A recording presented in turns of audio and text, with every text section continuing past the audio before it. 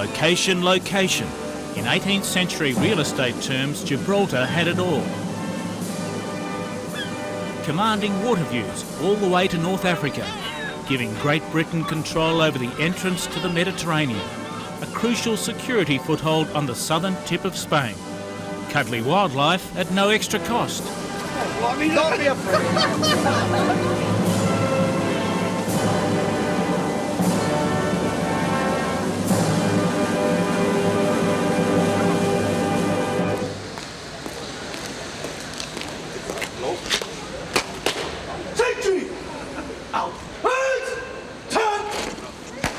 The Governor's Guard still goes through the motions. But Gibraltar lost its military value to Britain long ago.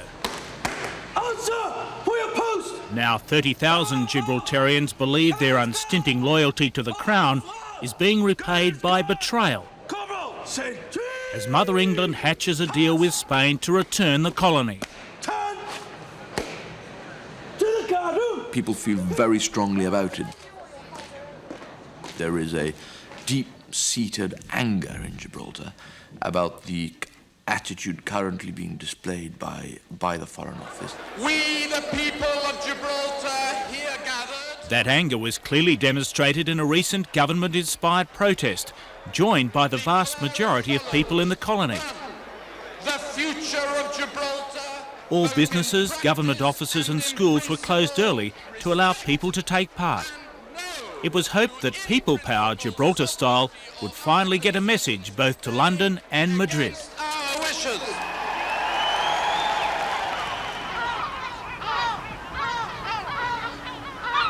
Ever since Britain took Gibraltar from Spain 300 years ago as the spoils of war, Madrid has been trying to get it back. On 14 occasions, the rock came under siege, but Britain clung on to its possession, often at high cost, frustrating ruler after ruler in Madrid. I think it's a right rather than a matter of pride. A page of history that should be written again. And of course, it will not feel very happy having a colonial situation in the 21st century in main Europe, in a Europe which is working for a European Union, discussing even for a European unit and European state. Spain has never liked the fact that they lost Gibraltar. They've never reconciled themselves to it. And undoubtedly, they make difficulties in a way which one would hope that a mature, modern state wouldn't. And the British government is trying to find a way forward.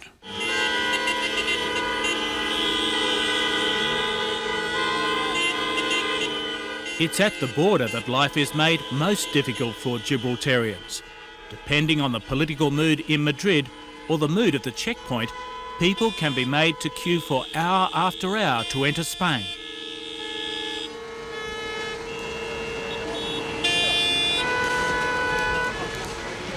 Notice, single file. Oh, yeah, right. Come and look, have a closer look. The Gibraltar government makes sure that every visiting British Member of Parliament witnesses the border chaos as it tries to win more allies at Westminster. Not only do they affect the visitors to Gibraltar, but they also affect their own people that come to work here and get the economic benefits. Yes, that's right. Just done that. It is just madness. Absolute crazy. Madness. Yeah, tolerable. The delegation leader is Labour backbencher Lindsay Hoyle, who chairs an all-party Gibraltar group in Westminster, a constant irritant to Prime Minister Blair. Very strange, because he... My own government, and I say that quite openly, have got it wrong. At the end of the day, what we ought to do is ensure that the people of Gibraltar make the decisions on the future. I think it is wrong of two governments to actually play politics with the future of 30,000 people. Gibraltar's future also affects many Spaniards. Eli Roca is one of 3,000 who negotiate the border each day to work in the British colony.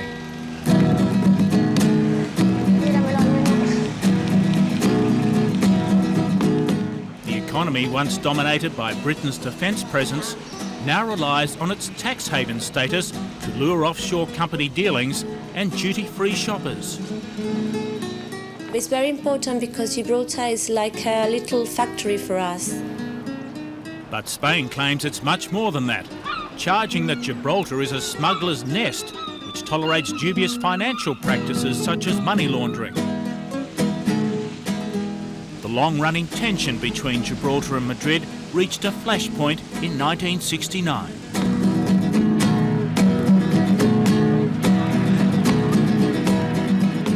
The Spanish dictator General Franco ordered the border closed after the people of Gibraltar overwhelmingly rejected a return to Spain.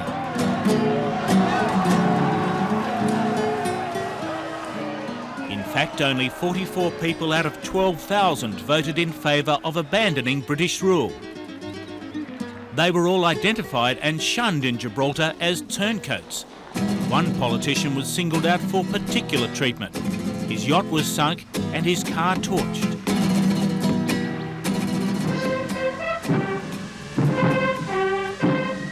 The border was to remain closed for 13 years, splitting many families who were left to relate their news across the razor wire every Sunday. The people was shouting across the border. They normally goes the Gibraltarian to that side and the Spaniard to this side, and they're shouting from the border to see the family. When the border was finally reopened, it came with a British promise to talk to Spain about Gibraltar's future. That's when the seeds of betrayal were sown, according to Gibraltar's former Chief Minister, Joe Bassano, now opposition leader. We don't like being pushed about. And that the more people try and push us about, the more adamant we are in resisting. And I can tell you one thing, they've handled this damn thing so badly that they've almost guaranteed the opposition.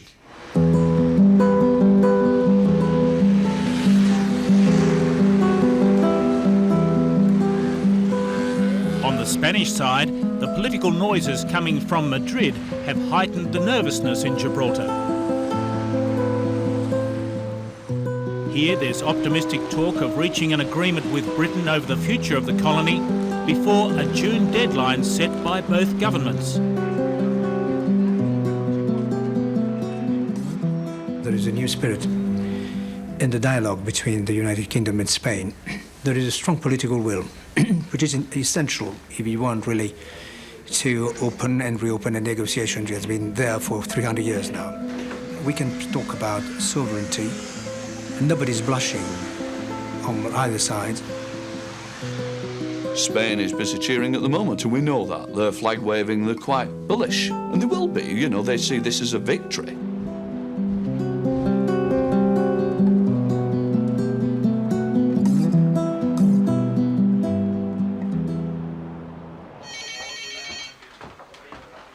Certainly the Spanish right-wing press is making great play of the issue. Ramon Perez Maura is an influential columnist on Spain's leading conservative newspaper. I just think it's an error of the Brits to remain there, and fortunately enough, I think they have realized that too now. I think they've understood that they'd better come to an arrangement, the sooner the better. What's envisaged is for Britain to initially enter into a sovereignty-sharing deal with Spain, but that would only satisfy the right-wingers if there was a deadline for a full return of Gibraltar. The Spanish people expect Gibraltar to be fully Spanish, 100%.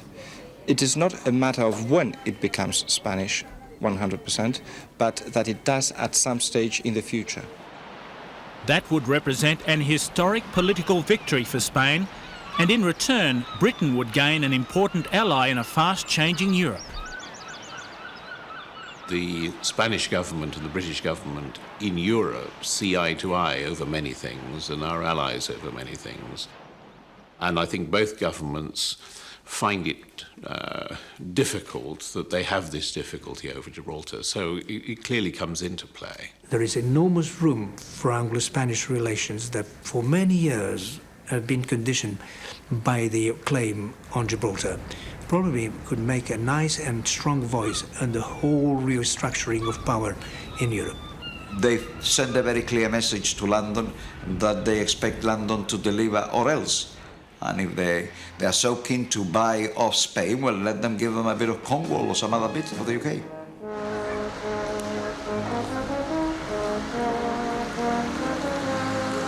But as the politics rages, it's the ordinary people in Gibraltar, whose lives have been shaped by adversity, who most keenly feel a sense of desertion. We found some photographs here of the repatriation, the return. Most people were removed from the rock during the Second World War, and some weren't allowed back for 6 years after the conflict ended because of an accommodation shortage. The next two show the sheer joy at reunion after all these years of separation. Gibraltar's archivist Tommy Finlayson joined the wartime exodus. All those who couldn't fight were shipped out, unkindly tagged useless mouths by the British military.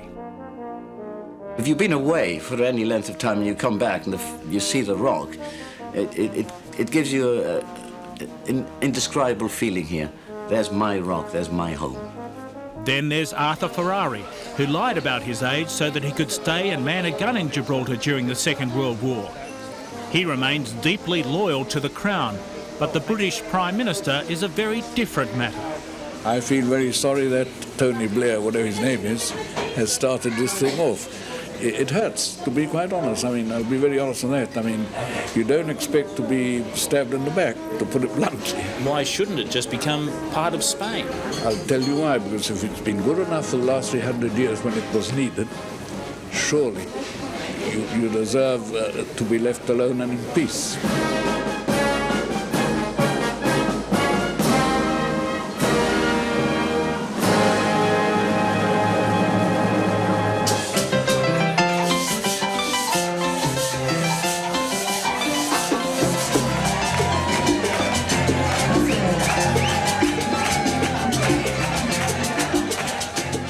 The paradox is that while in many ways Gibraltarians are British to their bootstraps, they've embraced much of the Spanish lifestyle. Spanish music and food, conversing in Spanish rather than English.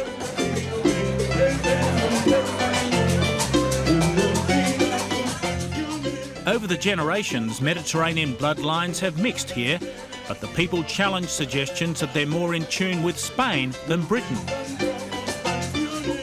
Even for young people who've grown up in a united Europe, the loyalty is to Britain, not Spain.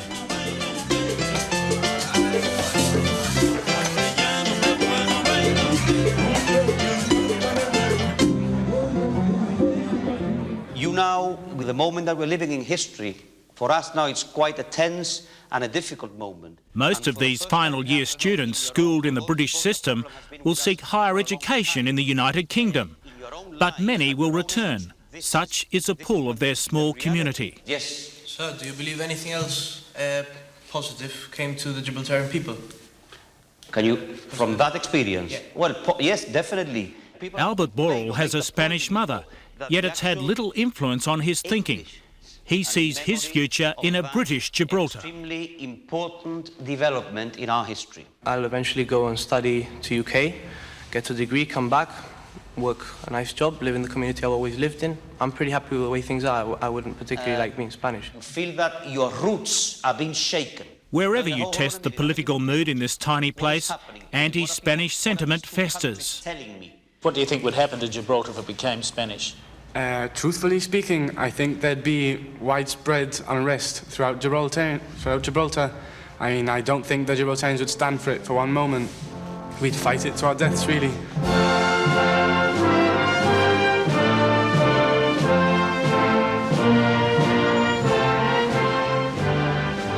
The devotion to flag and queen surprises even the most staunch monarchists on a visit to Gibraltar. A quaint slice of British life on the Med, caught in a time warp, with all the trappings of colonial rule, including the governor. Gibraltar is quite an old-fashioned sort of place. And the kind of attitudes which I think the British MPs are reflecting are the kind of attitudes which were perhaps more common in Britain of 20 or 30 years ago than they are today. So I think that is, they're British in a rather old-fashioned and very, very agreeable sense. Which makes a sense of betrayal all the more acute. Sentiments to visiting British MPs sampled for themselves. Just leave us. Leave the thing as it is. Tell Spain that you cannot force people to become Spanish. This is the only home we have, of course. We can't go back to anywhere else. And Gibraltar should be treated the same way as any other part of Britain. Of course. We will not weaken. We've got to stick together and get the message across. No problem. We've got to keep it going. Very proud of you. No problem. It's nice to be here to meet her. Thank you. But the MP's street walk was brought to an abrupt halt by news from London. An article in the Guardian newspaper suggesting they were simply on a weekend sightseeing tour at the expense of the Gibraltar government. In £1 million trip for favours campaign. Hello. How many? They've listed all our names. Well, yes, the trip was paid for by the Gibraltar government, and there was a boat trip of the harbour, despite the lousy weather. But the MPs insist it was a genuine fact-finding mission. That's disgraceful, isn't it? Well, one, we certainly didn't come for the sun. I think you can back that up. I've never seen as much rain, even back in Manchester. It's not a fun trip. It's a very, very serious issue. And what is wrong with me coming to a part of the United Kingdom? Good morning. How are you? Good to see you, sir. And after all, argued the British MPs, if it was good enough for their parliamentary colleagues to take taxpayer-funded trips to European Union cities, which were allowed, why couldn't they come to the Rock at Gibraltar's expense? People of Gibraltar want to remain British. Well, why should it be wrong to want to be British? That's what I can't understand.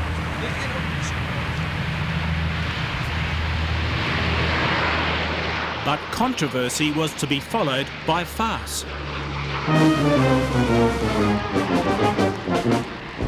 Gibraltar is still used for the occasional military exercise, but the bad weather that had dogged the jet-setting MPs descended on the Royal Marines. They were supposed to make a mock invasion of this beach, where we joined a group of die-hard anglers. Absolutely nothing, it seems, stops a Gibraltar fishing competition. But all we got to witness was a few nibbles and a crab catch. The Marines had lost their bearings and landed at a nearby beach, in Spain. The blunder was captured by a startled passer-by. When the Marines finally realised their mistake, they made a hasty retreat. In the past, such territorial breaches would have sparked a war of words between London and Madrid, perhaps even leading to a border closure. Not anymore, just a shrug of the shoulders in Madrid. Well, it was a mistake. As simple as that? It was a mistake. They couldn't find the right place. Is that because Gibraltar is too small or Spain is too big? I think the weather. The weather was not very good that night. Or that morning. It was morning, wasn't it? It's all symptomatic of the new cosy Anglo Spanish relationship, but one which leaves the ever-loyal Gibraltarians out in the cold. The people are coming to realise that their once loyal protector now views their colony as an anachronism, just as Spain always has.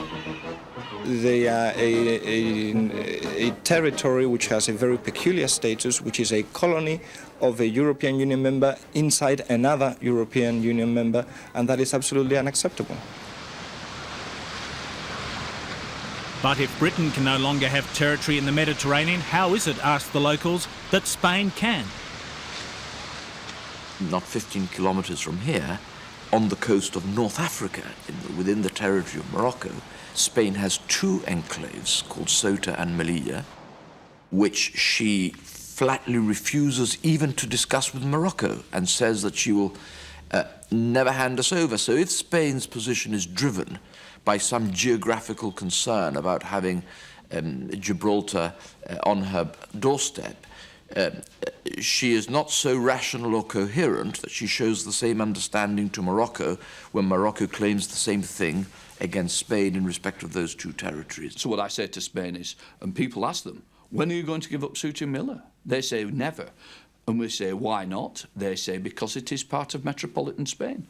Well, let's declare Gibraltar part of metropolitan Britain. Spain simply ignores the criticism, emphasising instead the advantages that would flow to Gibraltar if it switched flags. No more border chaos, promises of improved medical care and telephone services, and the opportunity to join a surging economy. It would require an act of collective masochism to want to be part of Spain now. Spain is a country that has spent the last 45 years harassing the people of Gibraltar in any number of ways on a daily basis. Britain, of course, denies railroading anyone, stressing that the people of Gibraltar will be given a final say through referendum on any sovereignty deal. But rejection would not kill the issue. You can't pretend it didn't happen. And the next time that there will be talks, because there would be talks, you don't simply dispose of an issue by saying we can't agree. At some point, somebody will come back. It's inevitable. People will get it out of the drawer and look at it. The danger is that you will always come back to the agreement that's been signed between the two parties. And that's the danger. And that's what really worries me. Legend has it that Britain will continue to reign over Gibraltar as long as the Barbary apes survive on the rock. When their numbers dwindled in World War II, Winston Churchill took the extraordinary step of shipping more in from Africa to maintain the morale of the troops. The apes have seldom been healthier, but such survival myths now have little place in a community which believes its very foundations are being chipped away by the British government. We don't want to change. Now, that doesn't mean to say that the world must go on. Of course it must go on, but not at our expense. Why? We've never caused trouble to any. All we've done is defend what we believed in.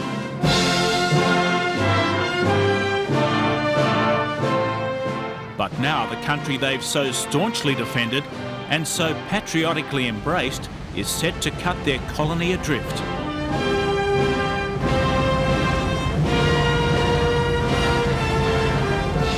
The people of the Rock have vowed to resist, to try to preserve a British Gibraltar. They're steeling themselves for yet another siege, perhaps their toughest battle of all.